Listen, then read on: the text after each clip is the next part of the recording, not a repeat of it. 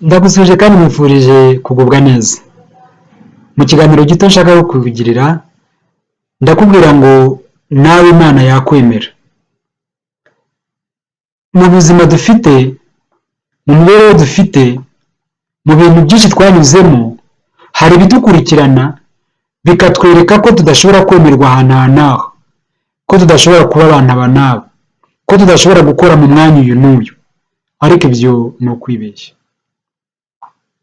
Noneho ku birebana rero n'isano umuntu agirana n'Imana cyangwa n'imigisha umuntu ashobora guhabwa n'Imana, hari igihe dutekereza tukumva byagenewe abo kwa kanaka, byagenewe abasengera mu idini runaka, byagenewe aha n'aha, ibyo nabyo ni ukwibeshya. Nagira ngo ubwire yuko nawe Imana ishobora kukwemera. Nawe Imana yakwemera. Icya mbere ni uko kubaho kwawe si impanuka. Abakubyaye ntabwo byabaye ku mpanuka.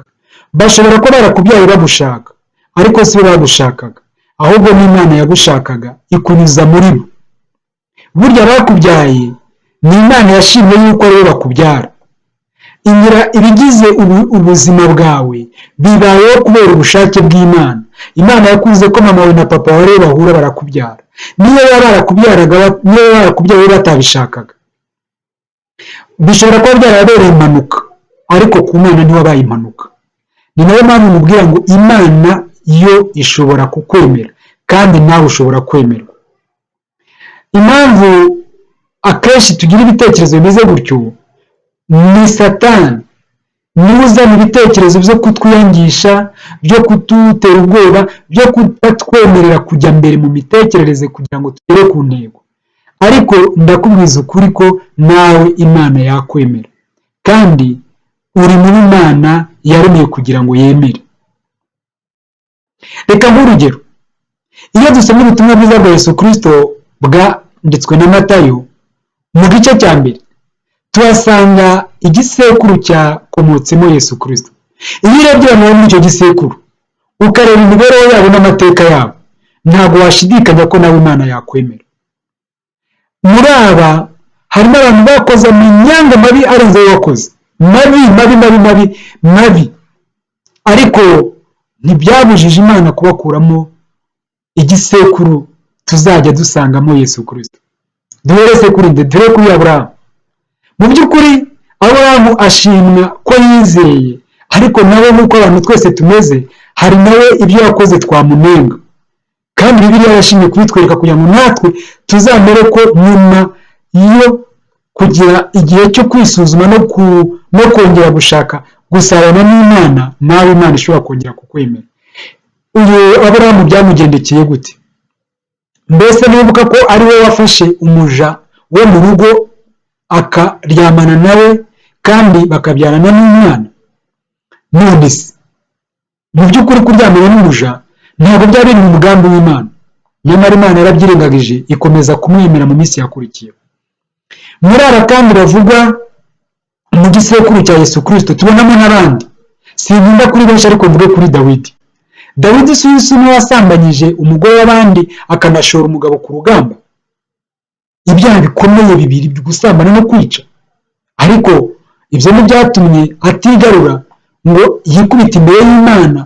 Ari we yavuze muri Zaburi 51 avuga ati, rwose umbabarire ibicumuro byanjye, sinirweho n'urubanza rw'inyama y'umuntu mu byaha mu mama.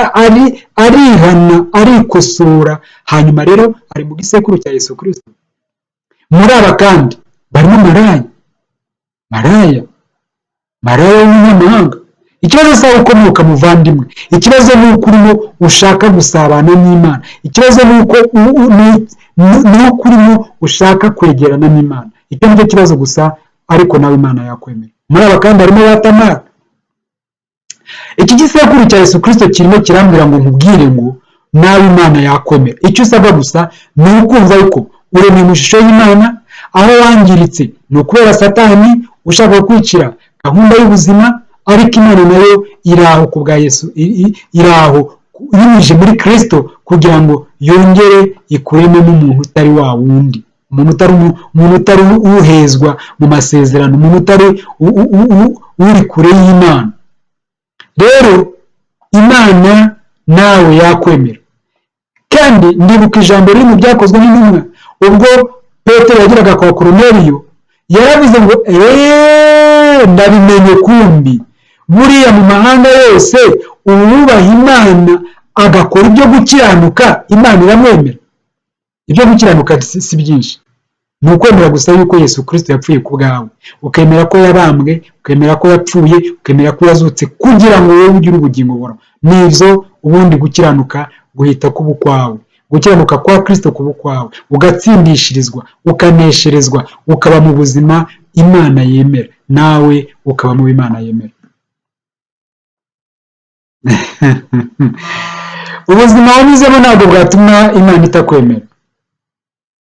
Ibyaha uyu munsi urimo ntabwo byatuma Imana itakwemera. Icyangombwa ni uko ufata umugambi ugahindukira. Mfite ubuhamya bwinshi cyane bw'abantu bari ibikurankota mu byaha, bari ibikurankota, bari bateye ubwoba mu byaha. Hari abasambanyi. Mfite ubuhamya bw'abantu benshi banyuze mu bugome buteye ubwoba. Mfite ubuhamya bw'abantu benshi cyane banyuze mu businzi buruta uko ubuzi. Mfite ubuhamya bukomeye, ariko abo ngabo Imana yarabemeye.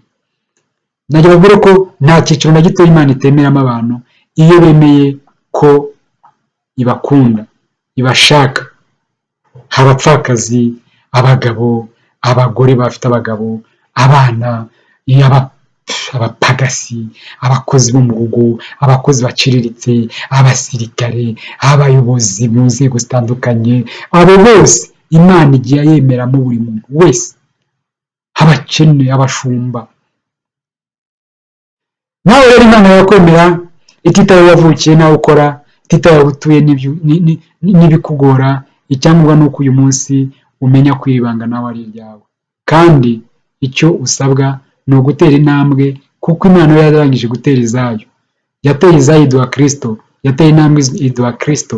Nawe ukwiye kumwakira mu bugingo bwawe nk'umwami w'umukiza wawe, hanyuma nawe ugubwe neza. Kandi Imana iyo ikwemeye ntabwo ikwemera ngo ugume uko wari uri.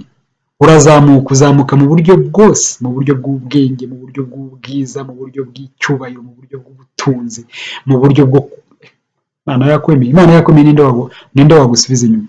Abo Imana yemeye mu myanya aho bakora bijya bigaragara, abo Imana yemeye aho batuye, abo Imana yemeye aho bacururiza. Wowe gusa ubwo Imana yateye intambwe, nawe tera, kandi wemere yuko byose bishoboka.